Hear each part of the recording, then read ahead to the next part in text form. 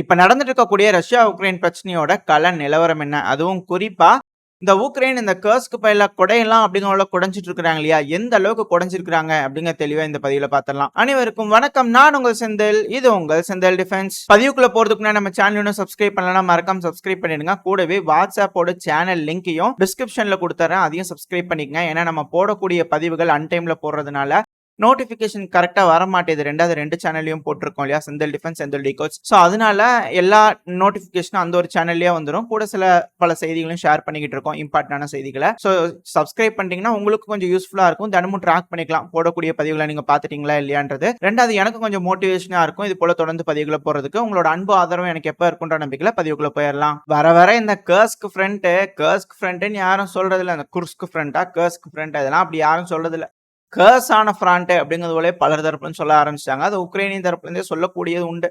அதாவது ரஷ்யாவுக்கு கர்ஸ் ஆயிடுச்சு அப்படின்றது அவங்கள போல இருக்கும். உக்ரைனுக்கு கர்ஸ் ஆயிடுச்சு அப்படிங்கிறது போல ரஷ்யா தரப்புல இருக்கும். நான் அந்த மாதிரியான ஒரு சூழ்நிலையில தான், இக்கட்டான சூழ்நிலை தான் இந்த கர்ஸ்க்கு இருக்கு. ஏன் அப்படின்னா இந்த கள நிலவரத்தை பார்க்கும்போது தெளிவா எந்தெந்த பகுதியில யார் யார் முன்னேறி இருக்கிறாங்க, அந்த டைம்ல என்னென்ன நடக்குது அப்படிங்கிற நம்மளால புரிஞ்சுக்க முடியும். அது நான் முன்னாடியே சொன்னதுதான். இந்த கர்ஸ்க்கு பதில குறிப்பா உக்ரைன் கால் எடுத்து வச்சுக்கிறாங்க இல்லையா? அது எல்லாமே இருக்கக்கூடிய வில்லேஜஸ்னா தீவு கூட்டங்கள் மாதிரி இருக்கு. அதாவது லேண்டு தான், நடுவுல ரிவர் ஓடுது, ரெண்டாவது ரயில்வே லைன் ஓடுது, கூட எல்லாமே மர வரிசைகள், அதாவது காட்டு பகுதியா இருக்கிறதுனால எல்லாம் தனித்தனி கூட்டமா வாழ்றதுக்காக அங்கங்க செட்டில்மெண்ட்ஸ் லைனா அதுக்குன்னே பிரத்யேகமா யோசிச்சு கட்டினது இப்போ அந்த மாதிரி யூஸ் ஆகுதா என்னங்க தெரியல. பட் ஆனா அதுக்கேத்த மாதிரி அமைப்பு இருக்கனால இருதரப்புலையுமே பெருமளவுல அந்த பகுதியில் எதுவும் செய்ய முடியல அப்படிங்கறத இங்க இருக்கக்கூடிய யதார்த்தமான உண்மை. ஏன் அப்படின்னா இப்ப சைட்ல ஒரு வீடியோ பதிவு லோட் ஆயிருக்கும், பாத்தீங்கன்னாலே தெரியும். உக்ரைனோட சப்ளை கொடுக்கறதுக்காக முன்னாடி இருக்கக்கூடிய உக்ரைனோட வீரர்களுக்கு பின்னாடி இருந்த இந்த சுஜா பகுதியிலிருந்து சப்ளைஸ் அனுப்பணும் இல்லையா? ஸோ அப்படி போகும்போது திடீர்னு போய் அந்த பகுதியில தாக்குதல் பண்ணிட்டு ஓடி போய் ஒளிஞ்சுக்கிறாங்க. ரஷ்ய தரப்புல இருந்து வேற இடத்துல ஓடி போயிடுறாங்க. இதே போல உக்ரைன் தரப்புல செய்யறாங்க. செஞ்சுதான் ஆகணும், வேற வழி இல்லை. ஏன்னா எந்த ஒரு செட்டில்மெண்ட்டுமே யாராலையும் முழுசா கண்ட்ரோல் எடுக்க முடியறது இல்லை. ரெண்டாவது சில பல முக்கியமான பகுதிகள்லாம் தொடர்ந்து ரஷ்யாவோட கட்டுப்பாட்டுக்குள்ளேயே இருக்கு. அதுக்கான காரணங்கள் தெளிவா நம்ம பார்க்க ஆரம்பிச்சோம். ஆல்ரெடி முன்னாடியே பார்த்ததான் பல விஷயங்கள். பட் ஆனா இப்ப இருக்கக்கூடிய ஈவெண்ட்ஸ் வச்சு பார்க்கும்போது இன்னும் தெளிவா கிளாரிட்டியா புரியும் அப்படிங்கிறது போல நம்புறேன். இப்ப நம்ம மேப்புக்குள்ள போயிடலாம். சோ உக்ரைனோட வடகிழக்கு பகுதி, குறிப்பா இந்த கர்கிவ்க்கு மேலதான் வந்து பாத்தீங்கன்னா சுமி ஒப்லாஸ்ட் இருக்கு. கீழே மினி மேப்ல பாத்தீங்கன்னா எந்த பகுதியில ஜூம் பண்றேன் அப்படிங்கிறது தெரியும். சோ இந்த சுமி ஒப்லாஸ்டுக்கு மேலதான் வந்து பாத்தீங்கன்னா கர்ஸ்க் ஒப்லாஸ்ட் இருக்கு. சோ இந்த கர்ஸ்க் ஒப்லாஸ்ட்க்கு நான் முதல்ல வரைஞ்சறேன். ரெட் கலர்ல மார்க் பண்ணல ரஷ்யாவை ரெப்ரசென்ட் பண்றதுக்காக. ரெண்டாவது எல்லோ கலர்ல மார்க் பண்ணதுல வந்து பாத்தீங்கன்னா உக்ரைனியனை ரெப்ரசென்ட் பண்றதுக்காக. நான் இப்ப தோராயமா தான் வரைஞ்சிட்டு இருக்கேன். அப்ராக்சிமேட் பார்டர் தான். இதான் வந்து பாத்தீங்கன்னா கர்ஸ்க் ஒப்லாஸ்ட், ரஷ்யாவோட கர்ஸ்க் ஒப்லாஸ்ட். சரி, ஓகே. இந்த கர்ஸ்க் ஒப்லாஸ்ட் எந்த அளவுக்கு குறைஞ்சிருக்காங்க உக்ரைன் அப்படிங்கிறது பாத்தீங்கன்னா இந்த ப்ளூ கலர்ல லோட் ஆயிருக்கு இல்லையா? அதுதான் வந்து பாத்தீங்கன்னா உக்ரைன் தரப்புல இருந்து குறைஞ்சிருக்காங்க. சோ உங்களுக்கு பார்க்கும்போதே தெரிஞ்சிருக்கும் எந்த அளவுக்கு பெருமளவுல முன்னேறிக்கிறாங்க உக்ரைன் தரப்புல இருந்து. ஸ்லாவா உக்ரைன், அதெல்லாம் மாற்று கருத்தே கிடையாது. சரி, இந்த மேப்பை பார்க்கும்போது என்னப்பா இது அன்னில இருந்து இன்னி வரைக்கும் இப்படித்தான் காட்டுற அப்படிங்கறதோட உங்களுக்கு ஒரு கேள்வி வந்திருக்கலாம். நான் என்னங்க பண்றது, உக்ரைன் இந்த பகுதியில அப்படியே நின்னுட்டாங்க. ப்ரோ உக்ரைனியன் தரப்புல, அதுவும் குறிப்பா டீப் ஸ்டேட் மேப்ல போய் பாத்தீங்கன்னா என்ன அப்டேட் கொடுக்குறாங்களோ அதுதான் நம்ம கொடுத்துருக்கோம். மற்றபடி எந்த ஒரு இதுவுமே இல்லை. ரஷ்யா சொல்றதெல்லாம் நம்ம கேட்கறதே இல்லை. அவங்க வேற மாதிரியான மேப் வச்சுக்கிறாங்க, நம்ம அதை பார்க்கவே வேண்டாம். உக்ரைன் என்ன சொல்றாங்க அப்படிங்கிறது மட்டும் தெளிவா பார்த்தலாம். ஸோ இப்போ நம்ம களத்துக்கு போயிடலாம். சரி, எந்த அளவுக்கு முன்னேறிக்கிறாங்க அப்படின்னா இந்த கொரோனோவா இருக்கு இல்லையா? அதாவது முன்னாடி வந்து பாத்தீங்கன்னா எல்லோ கலர்னா உக்ரைன் ரெப்ரசென்ட் பண்றதுக்கா, ஓகேங்களா? அதாவது இந்த இடத்துல வந்து பாத்தீங்கன்னா ரிவர் ஓடிட்டு இருக்கு இல்லையா? ஸோ அந்த ரிவருக்கு இந்த பகுதி உக்ரைன் அவங்க கட்டுப்பாட்டுக்குள்ள இருந்ததா சொன்னாங்க. இன்னைக்கு தோராயமா ஒரு 29ஆம் தேதி ஆகஸ்ட் வரைக்கும் வந்து பாத்தீங்கன்னா இதெல்லாம் அவங்க கட்டுப்பாட்டுக்குள்ள இருந்ததா சொன்னாங்க. அதுக்கப்புறம் வந்து பாத்தீங்கன்னா பின்வாங்கினவங்க தான் செப்டம்பர் 2 ஆச்சு. இப்போ வரைக்கும் முன்னேற கிடையாது. இந்த பகுதி தான் திருப்பி கிரே ஜோனா போயிடுச்சு. அப்போ பகுதிகளை இழந்துட்டாங்களா அப்படின்ற கேள்விகள் வருது. சரி, ஓகே. அப்ப அதே போல இந்த பகுதிகள் வந்து பாத்தீங்கன்னா அதாவது இந்த மாலலோக்னா இது மிக முக்கியமான ஒரு செட்டில்மெண்ட் உக்ரைனை பொறுத்த வரைக்கும். ஏன் அப்படின்னா இந்த சுஜா பகுதி இருக்கு இல்லையா? இந்த சுஜா பகுதி எப்படி வந்து நம்ம லாஜிஸ்டிக்கல் ஹப் அப்படிங்கறதோட சொல்றோமோ அதே போல இந்த மாலலோக்னாவை இதுக்கப்புறம் உக்ரைனியன்ஸ் ஒரு மிகப்பெரிய ஹப்பா பயன்படுத்தி முன்னேறதுக்கு ஒரு அதிகமான வாய்ப்பு இருக்கு. அந்த மாலலோக்னா இப்ப முழுவதும் ரஷ்யாவோட கட்டுப்பாட்டுக்குள்ள வந்துருச்சுங்கிறாங்க. இதுல இன்னொரு விஷயம் இருக்கு. இந்த மாலலோக்னால வந்து பாத்தீங்கன்னா பிரிசன் இருக்கு. இதான் வந்து பாத்தீங்கன்னா பிரிசன்ங்கிறது நார்மல் நார்மலாவே ஒரு கோட்டை, அது ஒரு கேசில், அதை உடைச்சிட்டு உள்ள ஊடுருவதுங்கிறது சாத்தியமில்லாத ஒரு விஷயம். பட் ஆனா இப்ப அந்த பிரசிடென்ட் முழுவதும் உக்ரைனோட கட்டுப்பாட்டுக்குள்ள வந்துருச்சுன்னு சொல்றாங்க. ஆனா ரஷ்யா பொறுத்த வரைக்கும் இல்ல அப்படிங்கிறாங்க. இருதரப்புல சொல்லக்கூடிய கருத்துக்கள் உங்ககிட்ட சொல்லியாச்சு. எது எடுத்துக்கணும்னு நீங்க நினைக்கிறீங்களோ பிரியமா இருக்குதோ அதை நீங்க எடுத்துக்கலாம். ஆனா இப்போதைக்கு உக்ரைன் தரப்பு சொல்றது இதெல்லாம் எங்க கட்டுப்பாட்டுக்குள்ள வந்துருச்சுங்கிறாங்க. அதாவது நேத்திக்கு நடந்த சண்டையில இந்த பகுதிகள் முழுவதும் நாங்க மீட் எடுத்திருக்கோம். அதாவது இந்த பொக்ரபிக்கி, நோவோஸ் சரோச்சினா, மாலாலோக்னா, அடுத்தது இந்த நிக்கோலோஸ்கிலி, இந்த பகுதிகள் வந்து உக்ரைன் தரப்பு வந்து மீட் எடுத்ததா சொல்லிக்கிறாங்க. பார்க்கும்போது தெரியுதா? சோ இந்த பகுதிகள் அவங்க கட்டுப்பாட்டுக்குள்ள வரதுனால அப்படியே ஒரே ஃபோர்ஸா இந்த ரூஸ்கோ போர்ச்சினா அப்புறம் செர்ஸ்கினோ போர்ச்சினா இருக்குல்ல, சோ அந்த பகுதிகளை நோக்கி முன்னேறிட்டு இருக்கிறதா உக்ரைன் தரப்பு வந்து அப்டேட் கொடுத்திருக்காங்க. இந்த செர்ஸ்கி போர்ச்சினா அப்புறம் இந்த ரூஸ்கோ போர்ச்சினாவோட சில பகுதிகள் கிரே ஜோனா இருக்கு அப்படிங்கறதோட சொல்றாங்க. சரி, ஓகே, இதுதான் இங்க இருக்கக்கூடிய அப்டேட். அப்புறம் பெருமளவுல கீழே வந்து பாத்தீங்கன்னா இந்த பொக்ரி என்னாச்சு அப்படின்னா ரஷ்ய தரப்புல இருந்து என்ன சொல்றாங்கன்னா இந்த பொக்ரி வந்து எங்களோட கட்டுப்பாட்டுக்குள்ள தான் இருக்கு அப்படிங்கறத ரஷ்ய தரப்பு சொல்றாங்க. தொடர்ந்து உக்ரைனியன்ஸ் இந்த பகுதியில வந்து தாக்குதல் பண்ணிட்டே இருக்காங்க, எல்லா அட்டாக்ஸையும் நாங்க ரிப்பல் பண்ணிட்டோம் அப்படின்னு ரஷ்யாவோட மினிஸ்ட்ரி ஆஃப் டிஃபென்ஸ் தரப்புல இருந்து ஸ்டேட்மெண்ட்ஸ் வந்துகிட்டு இருக்கு. ஆனா ப்ரோ உக்ரைனியன் சோர்ஸ்ல என்ன சொல்றாங்கன்னா பொக்ரி எங்க கட்டுப்பாட்டுக்குள்ள இருக்குங்க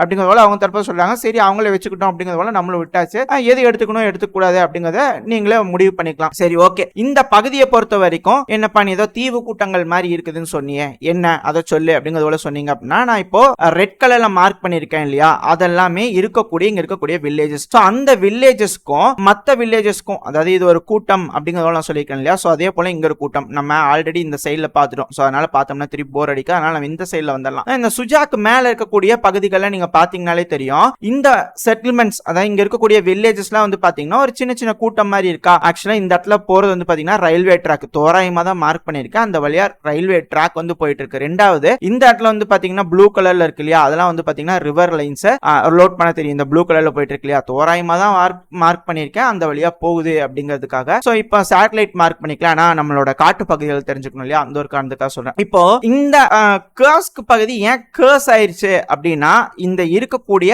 அமைப்பு தான், புவியியல் அமைப்பு தான். இப்போ இந்த ஒருவேளை இந்த பக்கமே வந்துருவோமா, இப்போ மாலாலோக்னா இருக்கு இல்லையா, இப்போ இந்த செட்டில்மெண்ட்ஸ் முழுவதுமே அவங்க கட்டுப்பாட்டுக்குள்ள எடுத்துட்டுதா உக்ரைன் தரப்பு சொல்றாங்க. நார்மலா இங்க வந்து பாத்தீங்கன்னா ஒரு ரிவர் லைன் ஓடிட்டு இருக்கு, அந்த ரிவர் லைன் ஓடிட்டு இருக்கனால இந்த செட்டில்மெண்ட்டை ரெண்டு பகுதியா பிரிக்குது. சோ ரெண்டு பகுதியா பிரிக்கிறதுனால ரெண்டு சைடுமே ஆளுங்க நிக்க வேண்டியது ரொம்ப ரொம்ப அவசியம். அது மட்டும் இல்லாம இந்த ரெண்டு சைடுல இருக்கக்கூடிய காட்டு பகுதிகள்லயும் ஆளுங்க நிக்க வேண்டியது ரொம்ப ரொம்ப அவசியமா இருக்கு. சோ இப்ப ரஷ்யா என்ன செய்யறாங்க அப்படின்னா திடீர்னு ஏதோ ஒரு காட்டுக்குள்ள, அதாவது ஏதோ ஒரு பகுதின்னு வச்சுக்கோங்களேன், இங்க இருக்கக்கூடிய பகுதி கிரே ஜோன்னா இந்த பகுதியில எங்க வேணாலும் ரஷ்யன்ஸ் ஒளிஞ்சிருக்கலாம். ஏன்னா ஒரு 4-5 பேரு ஒரு 10 பேரு ஒரு கம்பெனியா தனித்தனியா தான் பிரிஞ்சிருப்பாங்க. திடீர்னு போய் ஒரு அட்டாக் பண்ணிடுவாங்க. எங்க இந்த மாலாலோக்னால பண்றது, அப்படி இல்ல அப்படின்னா இங்க இருக்கக்கூடிய நோவா சாரச்சோனால பண்றது, இது போல அட்டாக்ஸ் பண்ணிடுறாங்க. அது மட்டும் இல்லாம இங்க இருக்கக்கூடிய ரஷ்யன்ஸ் இந்த பகுதியில மட்டும் இல்லாம இங்க இருக்கக்கூடிய ரூஸ்கா பரிஷ்னா இருக்கு இல்லையா, சோ அந்த பகுதியிலையும் பண்ணிடுறாங்க. சோ அந்த ஒரு காரணத்தினால உக்ரைனியன்ஸ் வேற வழியே இல்லாம இங்க இருக்கக்கூடிய காட்டு பகுதிகளையும் அவங்க கட்டுப்பாட்டுக்குள்ள வச்சுக்கிறதுக்காக முழுவதும் உக்ரைனோட வீரர்களை வச்சுக்க வேண்டிய கட்டாயத்துக்கு ஈடுபடுறாங்க. இதுல என்ன இருக்கு, என்னதான் இதை திருப்பி திருப்பி சொல்ல வர அப்படின்னா நார்மலா ட்ரென்ச் லைன் லோட் பண்றேன். இப்போ நார்மலா ஒரு சண்டைன்னு வச்சுக்கோங்களேன், எப்படி நடந்துட்டு இருக்கும் அப்படின்னா இப்போ உதாரணத்துக்கு இப்போ இந்த பகுதியில வந்து பாத்தீங்கன்னா ரஷ்ய தரப்பு வந்து ட்ரென்ச் லைன் அமைச்சிருக்காங்க இல்லையா, இதை நம்ம சேட்டலைட்டுக்கு மாத்தி, சாரி இதை நம்ம ரோட் மேப்புக்கு மாத்திட்டா தெரியும். இந்த இடத்துல பிளாக் கலர்ல மார்க் ஆயிருக்கலாம் புதுசா ரஷ்ய தரப்புல இருந்து இந்த கர்ஸ்க் பகுதிக்குள்ள வந்ததுக்கு அப்புறமா உருவாக்கக்கூடிய ட்ரென்ச் லைன்கள். சோ இந்த ட்ரென்ச் லைன்கள் இங்க உருவாக்கி இருக்காங்க இல்லையா, இப்போ இந்த இடத்துல வந்து சண்டை பிடிக்கிறதுக்கு ரஷ்ய வீரர்கள் நிக்கிறாங்க அப்படிங்கும்போது தோராயமா நம்ம டிஸ்டன்ஸ் கால்குலேட் பண்றோம்னு வச்சுக்கோங்களேன், ஒரு தோராயமா தான் நம்ம சொல்ல வரோம். டோட்டல் ஃப்ரண்ட் லைன் எந்த அளவுக்கு இருக்கும் அப்படிங்கிறது நான் சொல்ல வரேன். ஒரு 50 கிலோமீட்டருக்குன்னு வச்சுக்கோங்களேன், 50 கிலோமீட்டர் நீளத்துக்கு ரஷ்யன்ஸ் நின்னு ப்ரொடெக்ட் பண்ணா போதும். அது இங்க இருக்கக்கூடிய காட்டு பகுதி அவங்க கட்டுப்பாட்டுக்குள்ள வந்துரும். ரெண்டாவது இந்த ட்ரென்ச்சஸ் எல்லாமே அதுக்கு ஏத்த மாதிரி அமைச்சிருப்பாங்க. இப்போ புதுசா வந்து பாத்தீங்கன்னா நான் இப்ப ரெட் கலர்ல லைனா வரையறது வந்து பாத்தீங்கன்னா புதுசா அமைச்சிருக்காங்க ட்ரென்ச் லைன். சோ இந்த ட்ரென்ச் லைன்லாம் வந்து பாத்தீங்கன்னா தோராயமா தான் வரையறேன், எக்ஸாக்டான விஷயம் கிடையாது. சோ இது எல்லாமே தோராயமா வரையறேன். இப்போ மூணாவது லேயர் ஆஃப் டிஃபென்ஸ் லைன் அமைச்சுக்கிட்டு இருக்கிறதா சொல்லப்பட்டது. சோ இது போல இந்த ட்ரென்ச் லைன்ல மட்டும் அமைக்கிறதுனால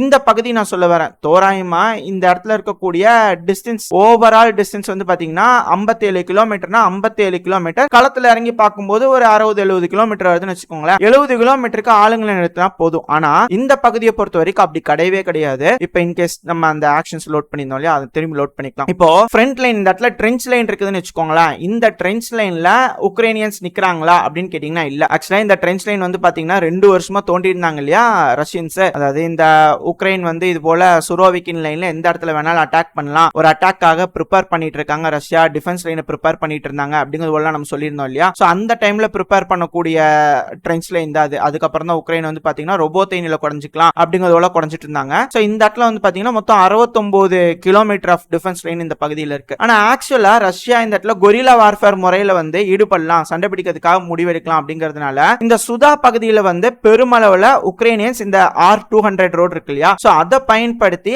அதிகமான சப்ளைஸை வந்து இந்த சுதா பகுதியில கொண்டு வந்து டிப்ளாய் பண்ணிக்குவாங்க. இப்ப இங்கிருந்து முன்னேறக்கூடிய உக்ரைனோட வீரர்கள் இருக்கிறாங்க இல்லையா, சோ அவங்களுக்கு வந்து பாத்தீங்கன்னா இந்த பகுதிகள் எல்லாத்துலயுமே உக்ரைனியன்ஸ் இருப்பாங்க. அவங்களுக்கு எல்லாம் கொண்டு போய் நம்ம வேணுங்கிற சப்ளைஸை கொடுக்கணும். ஏன்னா சும்மா ரஷ்யன்ஸ் வந்து ஏதோ ஒரு பகுதி இந்த ரூஸ்கோ பர்ஷினா வந்து அட்டாக் பண்றாங்கன்னா அங்க இருக்கிறவங்களுக்கு காயம் ஏற்பட்டிருக்கும், அங்க இருக்கிறவங்களுக்கு உடம்பு சரியில்லாம போயிருக்கும், ஏகப்பட்ட சிக்கல்கள் இருக்கனால தொடர்ந்து அவங்க சப்ளை லைன்ஸை கொடுத்துக்கிட்டே இருக்கணும். அப்படி கொடுக்கும்போது நடுவுல வரும்போது திடீர்னு இங்க ஒளிஞ்சிருக்கக்கூடிய ரஷ்யன்ஸ் அந்த இடத்துல போய் அந்த கான்வாய் அடிக்கிறதுனால இங்க இருக்கக்கூடிய உக்ரைனோட வீரர்கள் ரொம்ப வர்னரபிளா இருப்பாங்க. தொடர்ந்து அந்த பகுதியில சபாட்டாஜ் ஆபரேஷன் பண்ணிட்டே இருக்கறனால அந்த பகுதியில் இருக்கக்கூடிய உக்ரைனியன்ஸ் பின்வாங்க வேண்டிய கட்டாயத்துக்கு தள்ளப்படுறாங்க. இதான் அந்த கொரோனாவால் நடந்திருக்கு. அதனால பின்வாங்கி இருக்காங்க. ஒரு பகுதியிலையும் உக்ரைன் தரப்பு வந்து முன்னேறாங்க. ஆனா பின்வாங்குறாங்க அப்படின்னா அதுக்கு மேல அவங்களால அந்த பகுதியை அவங்க கட்டுப்பாட்டுக்குள்ள வச்சுக்க முடியல. ஏன்னா அங்க இருக்கக்கூடிய காட்டு பகுதிகள் தான் காரணம். என்டையர் ஃபாரஸ்ட் பகுதியும் முழுவதும் உக்ரைன் அவங்க கட்டுப்பாட்டுக்குள்ள எடுக்கணும்னா ஏதோ ஒரு ஃபாரஸ்ட்டுக்கு ஒரு 50 கிலோமீட்டர் ரேஞ்ச் அப்படின்னா பரவாயில்ல. ஆனா இது டோட்டலா வந்து பாத்தீங்க அப்படின்னா தோராயமா ஒரு 120 கிலோமீட்டர் ஃப்ரண்ட் லைன், அது கூட 1000 ஸ்கொயர் கிலோமீட்டருக்கான ஏரியா வந்து உக்ரைன் தரப்புல இருந்து ப்ரொடெக்ட் பண்ணும். 1000 ஸ்கொயர் கிலோமீட்டர் வந்து ப்ரொடெக்ட் பண்ணோம் அப்படின்னா ஆக்டிவான போர் காலகட்டங்கள்ல 100 மீட்டருக்கு ஒரு ஆளு அப்படிங்கிறது போல நம்ம கணக்கு போட்டா கூட 10,000 வீரர்கள் வந்து இந்த பகுதியில தேவை. ஏன்பா உக்ரைன் 30,000 வீரர்கள் அலோகேட் பண்ணிக்கிறாங்க, 10,000 வீரர்களை விட்டு டிஃபெண்ட் பண்ண மாட்டாங்களா அப்படின்ற ஒரு கேள்வி வருது இல்லையா. அதாவது இன்னும் இது பகுதி முழுவதும் அவங்க கட்டுப்பாட்டுக்குள்ள வரல. இப்பதான் முதல்ல ரிகானிசான் டீம் போகுது, அதுக்கப்புறமா பிரிலிமினரி ஃபோர்ஸ் போறாங்க, அதுக்கப்புறமா தான் ரெகுலர் மிலிட்டரி ஃபோர்ஸ் வந்து உள்ள வருவாங்க. ட்ரோன் கண்ட்ரோல், ஆர்ட்லரி கண்ட்ரோல், இதெல்லாம் ஏகப்பட்ட விஷயங்கள் இருக்கு. இப்போ உக்ரைன் வந்து இந்த பகுதிக்கு ஆர்ட்லரி சப்போர்ட் தரணும். அதாவது இப்ப இருக்கக்கூடிய உக்ரைனோட ஃபோர்ஸ் இருக்கிறாங்க இல்லையா, அவங்கள தாண்டி ரஷ்யர்கள் இருப்பாங்க இல்லையா, அந்த பகுதியை தாக்குறதுக்கு உக்ரைனுக்கு வந்து ஆர்ட்லரி சப்போர்ட் தேவை. அந்த ஒரு காரணத்தினாலதான் ஹிமார்ஸை கொண்டு போயிட்டு சுமி பகுதியில ரொம்ப பக்கத்துல வைக்கிறாங்க. செப்டம்பர் 2 ரஷ்ய தரப்பு வந்து வெளியிடப்படக்கூடிய பதிவுகள் தான் இது சைட்ல லோட் ஆயிருக்கும். 2 ஹிமார்ஸ் இன்னைக்கு ஒரே நாள்ல அட் அ டைம்ல அடிச்சு தூக்கி இருக்கிறாங்க. ஹிமார்ஸோட ரேஞ்ச் தோராயமா 300 கிலோமீட்டர் ரேடியஸ்ல சப்போர்ட் கொடுக்கும். ஸோ இது போல ஹிமார்ஸ் மிசைலையாவது அட்லீஸ்ட் பேர் மினிமம், அதாவது இந்த இடத்துல மட்டுமே 8 ஹிமார்ஸ் மிசைல இந்த ஆகஸ்ட் இப்போ உள்ள ஊடுருவி வந்திருப்பாங்களா, அதுக்கப்புறம் இப்ப வரைக்கும் 8 ஹிமார்ஸ் மிசைல் லான்ச்சஸ் வந்து உக்ரைன் தரப்பு வந்து இழந்திருக்கிறாங்க. இதை நம்ம கணக்கில் எடுத்துக்கணும். இன்னைக்கு மட்டுமே வெளியிடப்பட்ட வீடியோ பதிவுல 2 ஹிமார்ஸ் இழந்திருக்காங்க.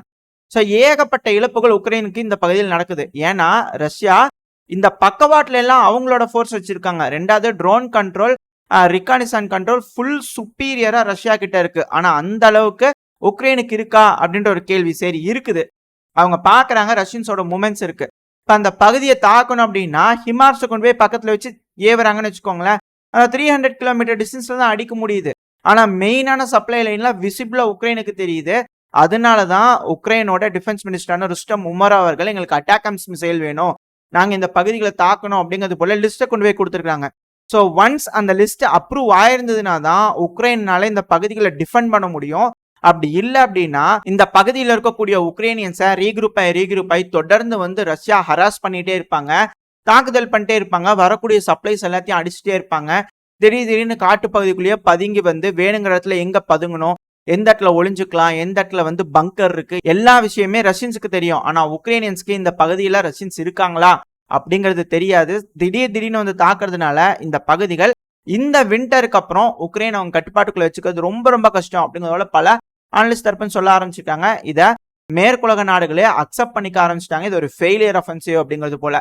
இனிஷியலா எதுக்காக உக்ரைன் வந்து இது போல ஒரு அஃபென்சிவ் ஆபரேஷன் பண்ணிருக்கலாம் அப்படிங்கிறது போல என்னோட ஒரு தனிப்பட்ட கருத்து என்னன்னா, நான் அந்த ட்ரென்ச் லைன் லோடு பண்ணியிருந்தேன் இல்லையா, இனிஷியலா ரஷ்யா வந்து இந்த சுமி ஓப்லாஸ்ட் வந்து யாரும் ஊடுருவி வரக்கூடாதுன்றதுக்காக ஒரு சுரோவிக்கின் லைன் வந்து அமைச்சிருந்தாங்க. உக்ரைன் வந்து எத்தனை இழப்பு, எவ்வளவு டேங்க் இழப்புக்கு அப்புறம் ரொபோத்தைனில அந்த சுரோவிக்கின் லைனை மீட் பண்ணாங்க அப்படிங்கிறது நம்மளுக்கு தெரியும். அதாவது ஜூன் மாசத்துல ஆரம்பிச்சாங்க, ஆகஸ்ட் மாசத்துல வந்து பாத்தீங்கன்னா ரொபோத்தைனிக்குள்ளேயே உக்ரைனியன்ஸ் போனாங்க.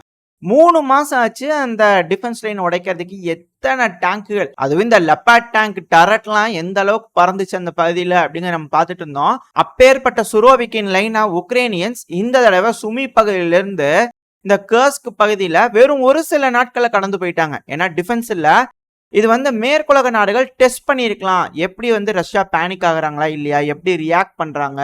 எவ்வளவு ஃபாஸ்ட்டா இந்த பகுதியில ஊடுருவி போக முடிஞ்சுச்சுன்னா, நம்மளால எந்த அளவுக்கு அட்வான்ஸ் ஆக முடியும்? இழப்புகள் எந்த அளவுக்கு இருக்கு? 2வது ஒரு வேள போறோம் அப்படிங்கும்போது, ரஷ்யா அடுத்த லேயர் ஆஃப் டிஃபென்ஸ் லைன எவ்வளோ சீக்கிரமா அமைக்கிறாங்க?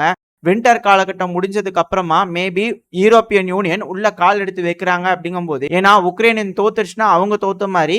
ஸோ அத பெர்சனலா எடுத்துக்கிட்டு ஒருவேளை அவங்க உள்ள வராங்கன்னா செக் பண்ணணும் இல்லையா? ஆழம் தெரியாம கால உள்ள விட்டுறக்கூடாது இல்லையா? ஸோ அதுக்காக ஆழம் பார்க்கறதுக்காக மேபி இந்த ஒரு அஃபென்சிவ் ஆப்பரேஷன பண்ணியிருக்கலாம். இத தெரிஞ்சுக்கிட்டதுனால ரஷ்யன்ஸும் உள்ள வா வச்சு பார்த்துக்கலாம் ஒண்ணும் பிரச்சனையே இல்ல. வாங்க வாங்க அப்படிங்கிறது போல கூப்பிட்டு எல்லாத்துக்கும் சமபந்தி போஜனம் போட்டுருக்காங்க அப்படிங்கிறதுல மாற்று கருத்தே இல்ல. ஏன்னா அந்த பகுதியில உக்ரைனியன்ஸ்னால எதுவுமே செய்ய முடியல. அந்த ஆகஸ்ட் மாசத்தோட தொடக்கத்துல உள்ள வந்திருந்தாங்க இல்லையா? அந்த டைம்ல ஒரு 2, 3 நாளோட முன்னேற்றம் என்னவோ அதே தான் இப்போ வரைக்கும் இருக்கு. ஒரு சில செட்டில்மெண்ட் திரும்ப திரும்ப பிடிக்க ட்ரை பண்றாங்க. திரும்பவும் பின்வாங்குறாங்க. இதுதான் இங்க மாறி மாறி நடந்துட்டு இருக்கு. இந்த மாலாலோக்னா அந்த பக்கத்துல இருக்க ரூஸ்கோ பரிஷ்னா இதெல்லாம் இப்போ புதுசா எடுத்திருக்காங்க. பட் ஆனா அதனால பெருமளவுல யூஸா உக்ரைனுக்கு அப்படின்னா கிடையாது. இந்த வின்டர் டைம்ல ரஷ்யன்ஸ் பெருமளவுல ரீக்ரூப் ஆகி அடிக்க போகும்போது, ஏன்னா இந்த இடத்துல 30,000 சோல்ஜர்ஸ் ரஷ்ய தரப்புல வந்துட்டாங்க. இப்ப அவங்கள ரீக்ரூப் ஆகி அடிக்கும்போது இத டிஃபெண்ட் பண்றதுக்கு உக்ரைன்ஸ்னால முடியுமா? அந்த லாங் ரேஞ்ச் ஆர்ட்டிலரிஸ், இது ஏர் டிஃபென்ஸ் சிஸ்டம்லாம் ரொம்ப ரொம்ப சேஃபா இந்த சுமி ஓப்லாஸ்ட்குள்ள வச்சா மட்டும்தான் இப்போ ஊடுருவி போயிருக்கக்கூடிய உக்ரைனியன்ஸ்னால கூட சஸ்டெயின் ஆக முடியும். அதுவும் டிஃபென்ஸ் லைன் அமைக்கணும், மைனிங் பண்ண ஆரம்பிக்கணும், ஏகப்பட்ட வேலைகள் இருக்கு. இப்போ அத பிடிச்சிருக்க பகுதிய அவங்க கட்டுப்பாட்டுக்குள்ள வச்சுக்கிறதே மிக பெரும் சிக்கலா இருக்கும்போது, இதுக்கப்புறம் ரஷ்யா ஒரு அஃபென்சிவ் ஆப்பரேஷன் எடுக்கிறாங்க அப்படிங்கும்போது எப்படி அது அவங்க கட்டுப்பாட்டுக்குள்ள இருக்கும் அப்படிங்கிறத பல நபர்களோட கேள்வியா இருக்கு. இதுக்கு உக்ரைன் என்ன செய்ய போறாங்க அப்படிங்கிறது பொறுத்து இருந்தா பார்க்கணும். அது மட்டும் கிடையாது. இப்ப சைடுல ஒரு வீடியோ பதிவுகளோட இருக்கும். உக்ரைனோட கான்வாய் வந்து பாத்தீங்கன்னா இந்த பகுதியில சுமி ஓப்லாஸ்ட்ல இருந்து இருக்கு. இதை நம்ம செந்தில் டீகோஸ்ல பார்த்துருப்போம்னு நினைக்கிறேன் ஒரு நாளைக்கு முன்னாடி. ஸோ இப்போ அந்த கான்வாய் மேல முதல்ல கிளஸ்டர் குண்டுகள் தாக்குதல் பண்ணிக்கிறாங்க. 2வது அந்த இடத்துல இஸ்கந்தர் மிசைல் தாக்குதல் பண்ணிக்கிறாங்க. இது எல்லாத்தையும் வச்சு பார்க்கும்போது, அதாவது அது கூடவே இந்த ஹிமாஸ் மிசைலையும் தாக்குதல் பண்ணிக்கிறாங்களா, அந்த வீடியோ பத்தி நம்ம பார்த்திருந்தோம் இல்லையா? இப்பெல்லாம் அது எந்த இடத்துல எடுக்கப்பட்டது அப்படிங்கிறத பார்த்துடலாம். எல்லாமே இந்த சுமி ஓப்லாஸ்ட்ல தான். காரணம் என்ன அப்படின்னா, எந்த அளவுக்கு ரேஞ்ச், அதாவது ரஷ்ய தரப்புல எந்த ஒரு கட்டுப்பாடும் இல்ல. அவங்க எந்த பகுதியில வேணாலும் எந்த ஆயுதங்களை வேணாலும் பயன்படுத்தி தாக்குதல் பண்ண முடியும். ஆனா உக்ரைனால அதை செய்ய முடியல.